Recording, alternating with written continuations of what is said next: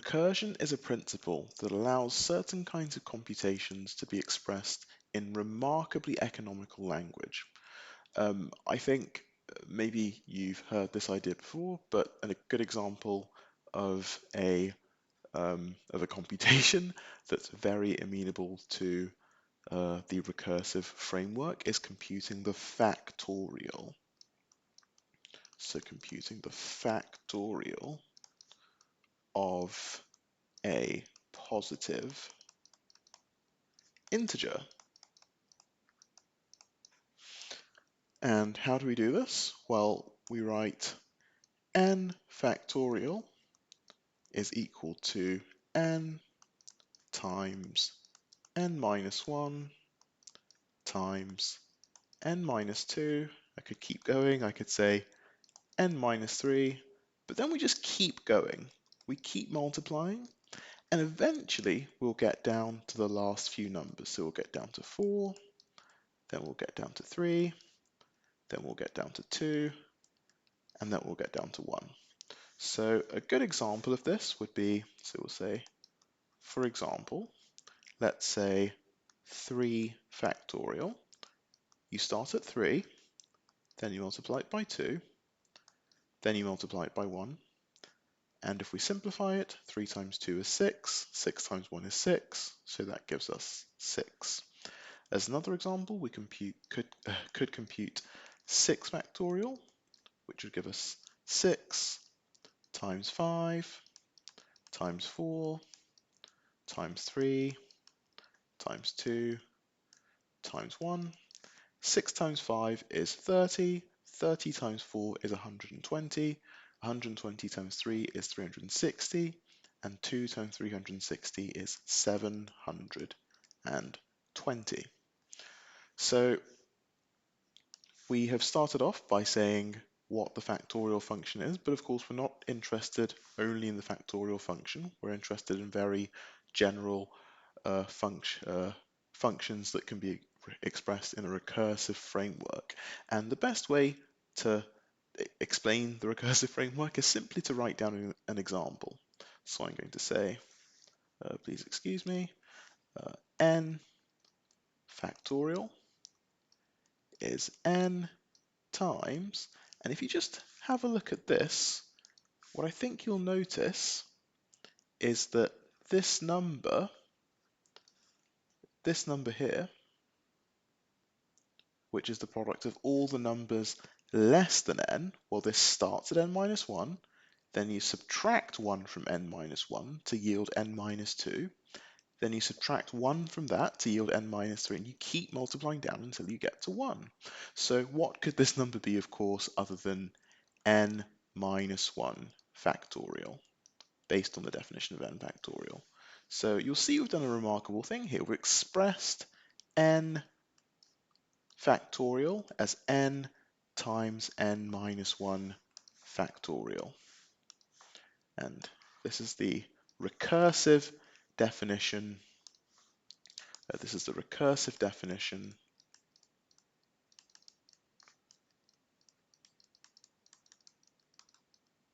of the factorial function. So I think maybe you can see what the benefits of recursion are here, but I'll just to kind of say it out loud. What we've done is we've expressed a computation in terms of itself. And that would be nice, but what we actually get from recursion is even better, because what we've done is expressed this computation in terms of a simpler version,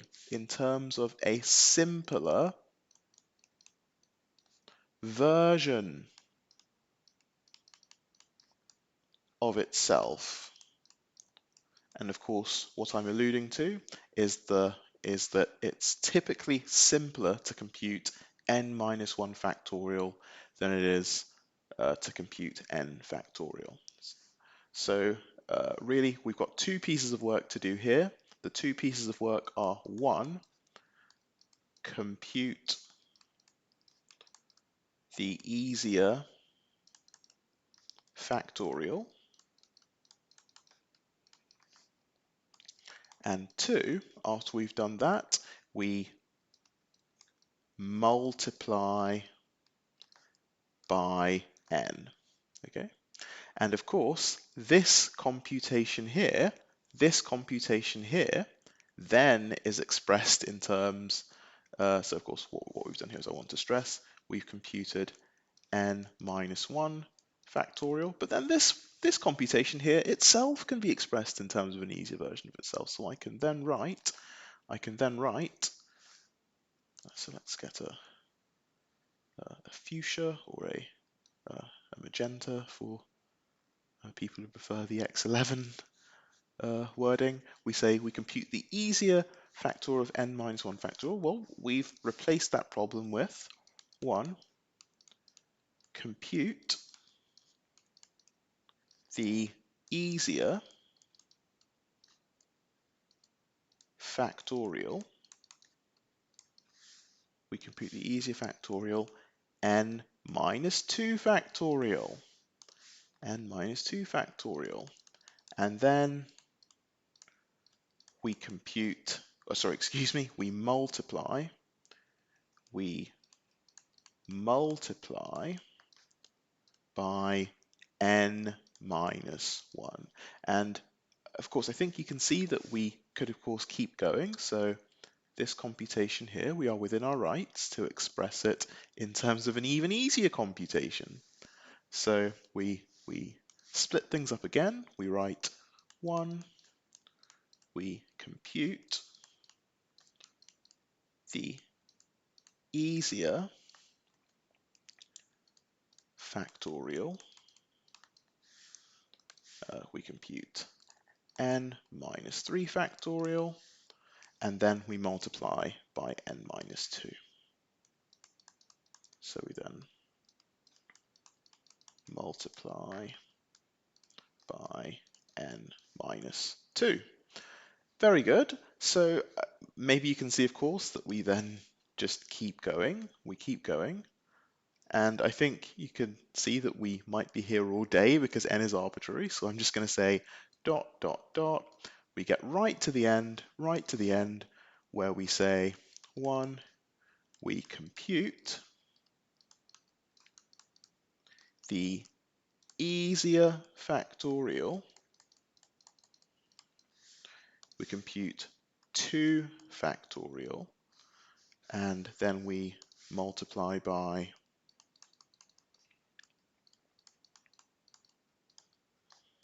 we multiply by 3, and then 2 factorial. 2 factorial can be computed in easier terms. So we can say we compute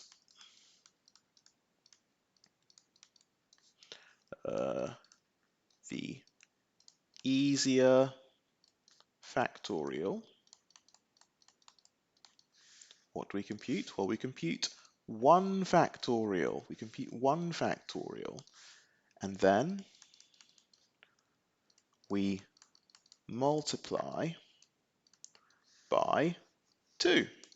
Aha! Now we're done. Because you see, we've hit what we call a base case. We have hit a base case.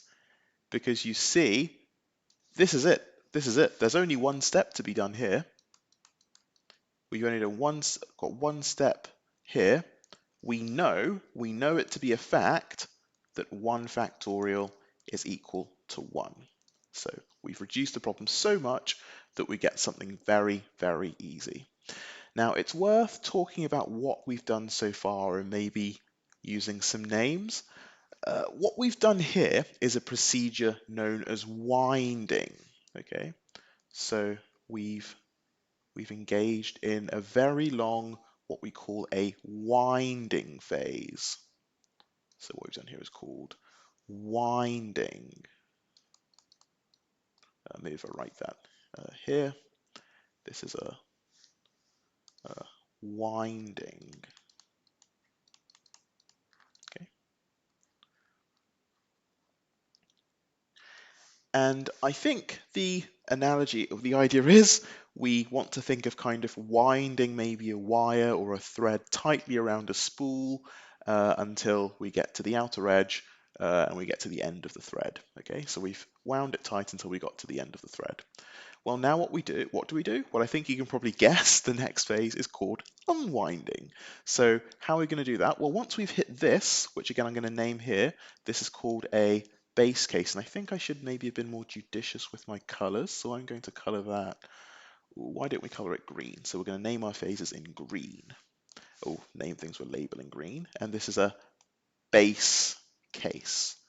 And a base case is just basically something that's easy to calculate, something that maybe we know the answer in advance, or a problem for which we know the answer in advance. So what do we do next? What happens after this? Well, we unwind. We unwind. We go back up. We go back up. So we say here. So maybe if we use we've already used. I'd like to reserve red, but we seem to have used too many colors. So I'm going to go here. What happens here is we end up at the second phase of the previous calculation. We end up at the second phase of the previous calculation. And we find that what we get when we multiply by 3 is 3 times, please excuse me, what have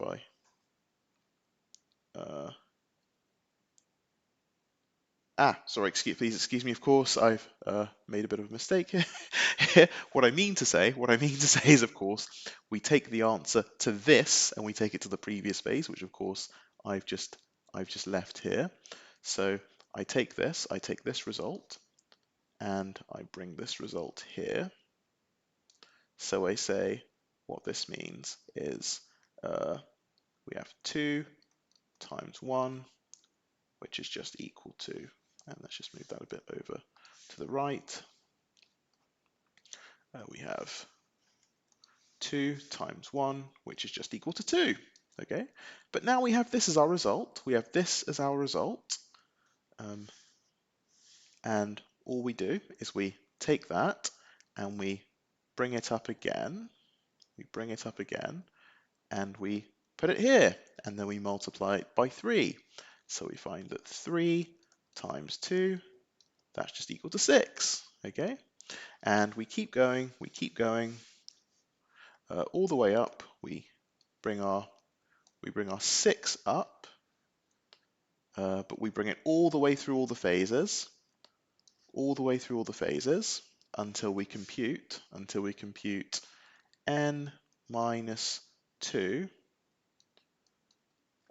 times n minus 3 factorial, which is of course just equal to n minus 2 factorial. We bring our n minus 2 factorial up, so we bring it up here, and again we do the same thing. We multiply by n minus 1, so n minus 1 times our n minus 2 factorial. That's just going to give us n minus 1 factorial.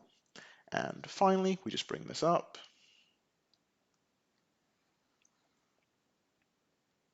We say n times n minus 1 factorial.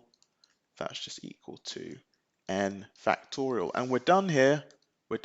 We have the result we want. We've computed the result. And I just want to stress here, this is where I got my n from, because what we do is we keep winding the spool tighter. Whenever we get to the second step, we get to the first step in the computation and we don't know how to do it, so we break it down into a smaller version of itself and we keep going, we keep winding. But these second steps, they still need to be done. So what we do is we take that number and we multiply it in by the previous number, and then we take this, we multiply it in by our previous number. We take this, and we multiply it in by our previous number, here, previous number, and we keep going until we get right to the top when we've computed our result. And of course, you've probably guessed that this red phase, red sequence here, this is called the unwinding phase. Or maybe I said it already, unwinding. This is the unwinding phase. Okay. So in a few words, just if we say recursion, or maybe I'll say in particular basic recursion, because we are going to talk about another kind of recursion, is broken down or consists of two phases, and phase one is winding and phase two is unwinding. And winding is this process by which we keep simplifying the problem until we reach a base case,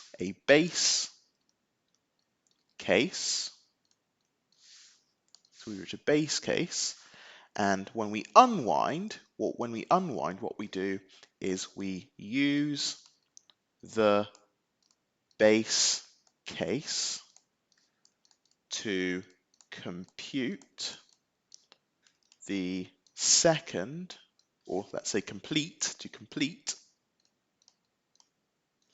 the second stage of the previous wind. So the previous, or let's say the previous step. Okay. We'll have a way to refer to this in terms of computer hardware. Each step represents what's called a stack frame, but of course that is just jargon. So, but we will talk carefully about what that means, kind of when we come to it. So, the second stage of the, what did we say before?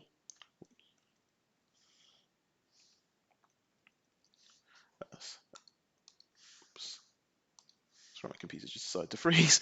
So the base case to complete the second stage of the previous step. Okay. And I think it really is a good idea to try to talk about a relatively easy example. So it's a good idea to just go through one example together, and let's just follow the winding phase and the unwinding phase. Okay. So let's just think about what's happening. So I'm going to call f of n, I'm going to call it n factorial. Okay, and we decided that a recursive definition of n factorial, well, what we're going to do is we're going to just a bit more carefully state what we mean by it. We're going to say three things, but I'm going to write the two things first. We're going to say we get n times n minus 1, please excuse me, n times f of n minus 1 if n is greater than 1, and we get 1 if n is equal to 0, or n is equal to 1. And this, of course, here is just, it's a fact. It is a fact that 0 factorial is equal to 1, and is a fact that 1 factorial is equal to 1. Now 1 factorial is easy enough to justify, 0 factorial kind of turns some heads, excuse me. So what I can say is one way to think of it is kind of like it's an empty product. So it's an empty product as in it doesn't contain anything. So you've got to multiply more things in to get the next results. And of course, this preserves the recurrence relation because 1 factorial is 1 times 0 factorial, which is just the same as 1 times 1, which of course we know to be 1, so there's no discrepancy here, okay? But this here, really, this can be taken as the true base case, but for computational to eliminate one step of calculation, it's very convenient to include that here. But what I've not shown you is what I mean to do here. What I propose to do is I'm going to say what happens if n is less than 0? Well, if you remember right at the beginning, we said we're going to define our factorial function for positive integers. And I clearly don't mean strictly positive integers because I'm including 0, but we mean only positive integers. So -1, -2, -3, and so on are utterly unacceptable. Therefore, how are we going to get around that? Well, I say let's just use what's called a sentinel value. So a sentinel value is a value that we're going to know that if we have our function return this, it couldn't have been the output of any corresponding to any valid input. So whoever calls this function is going to know that someone's made a mistake. And the sentinel value we're going to choose is -1. Okay, so please notice that any of these calculations, whether we have 0, 1, or something greater, you're going to keep multiplying down, but you can never get anything negative. So that's why -1 is such a good sentinel value to use here. And the example we're going to do, just a nice numerical example. Let's say we want to compute f of 4. Okay, we're just going to use our recurrence relation here. So we're going to say f of 4. So this is the first step in our winding phase. We're going to get 4 times f of 3. Okay. Now we want to say, well, what's f of 3? F of 3 is equal to 3 times f of 2. Notice what I've done is I've multiplied by n and I've evaluated f at n minus 1. So 4 minus 1 is 3, and here I've evaluated f of 3, which will give me 3 times f of 3 minus 1, which is f of 2. Now we have f of 2.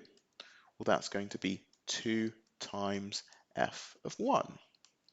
And we can keep going, so we say f of 1, but aha, our recurrence relation says we stop because we've hit a base case.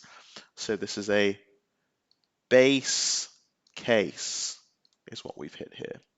So this is a base case. And it would be nice to have names for these two. So this middle here is called the recursive case. Please understand that recursive functions can absolutely have more than one recursive case. So this is a recursive case, not the recursive case. And finally, this is just error checking. So this is bad input, or let's say input sanitization. So input sanitization.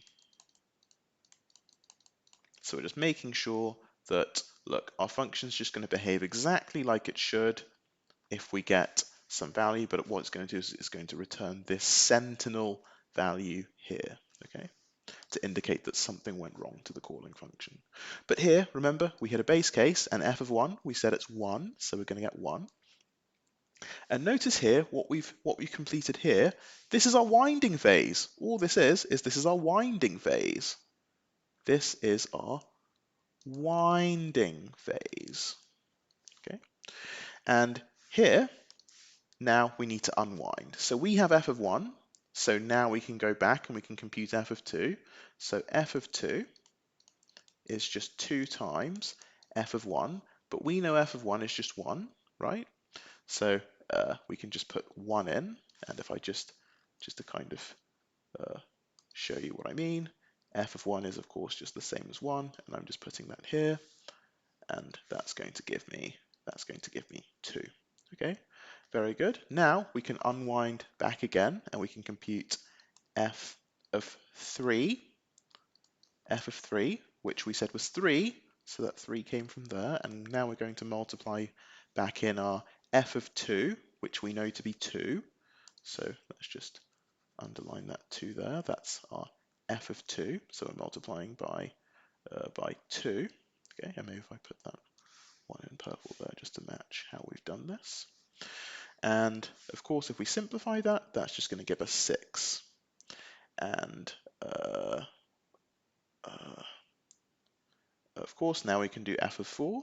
So we can do f of 4, and that's just going to be equal to 4 times, well, f of 3, but we have an expression for f of 3, of course. We know it's 6. So f of 3 is 6, so I'm going to multiply in a 6, and that's going to give us a 24. So this is our answer. At the end, we've unwound, so we've completed our unwinding phase. This is our unwinding phase, and we have computed that 4 factorial, or f of 4, is 24. And we can easily check that. Because 4 factorial is 4 times 3 times 2 times 1, which is 4 times 3 is 12, 2 times 12 is 24. So we absolutely have got the correct answer.